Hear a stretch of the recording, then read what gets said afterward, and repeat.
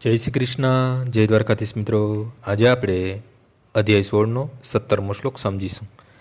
આત્મ સંભવિતાહ સ્તબ્ધતા ધનમાન મદાન વિતાહ યજંતે નામયજ્ઞે સ્તે દંભેના વિધિપૂર્વકમ.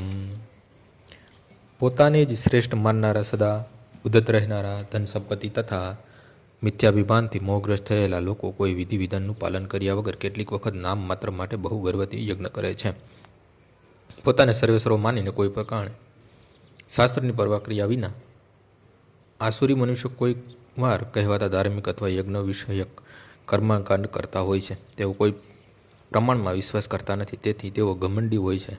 કેટલીક સંપત્તિ તથા ખોટી પ્રતિષ્ઠા પ્રાપ્ત કરવાથી જે મોહ ભ્રમ ઉત્પન્ન થાય છે, તેના લીધે જ આવું થાય છે. કેટલીક વખત આવા અસુરો ઉપદેશકનો ભાગ ભજવે છે, લોકોને ગેરરસ્તે દોરે છે અને ધર્મ સુધારકો અથવા ઈશ્વરના અવતારો તરીકે પ્રસિદ્ધ થઈ જાય છે. તેઓ યજ્ઞ કરવાનો દેખાવ કરે છે અથવા દેવોનું પૂજન કરે છે અથવા તેમના પોતાના ઈશ્વરની ઉપજાવી કાઢે છે. સામાન્ય લોકો તેમનો ઈશ્વર તરીકે પ્રચાર કરે છે, તેમને પૂજે છે અને મૂર્ખ લોકો તેમને ધર્મ અથવા આધ્યાત્મિક જ્ઞાનના સિદ્ધાંતોમાં ઘણા આગળ વધેલા ગણે છે. તેઓ સંન્યાસીનો વેશ ધારણ કરી લે છે અને આવેશમાં રહી સર્વ પ્રકારના અધમ કામો કરે છે. વસ્તુતઃ આ સંસારથી વિરક્ત થનાર માટે અનેક પ્રતિબંધો હોય છે, પરંતુ આ અસુરો આ પ્રતિબંધોની પર્યા કરતા નથી. તેઓ માને છે કે જે કોઈ માર્ગ મનુષ્ય નિપજાવી શકે છે તે જ પોતાનો માર્ગ છે.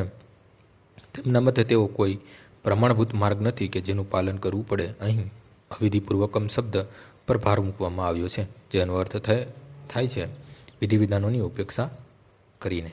આ બધી બાબતો અજ્ઞાન તથા ભ્રમને કારણે થાય છે. આજનો શ્લોક અહીં પૂર્ણ થાય છે. આવતીકાલે ફરીથી સવારે 6 વાગ્યે મળીશું. જય શ્રી કૃષ્ણ.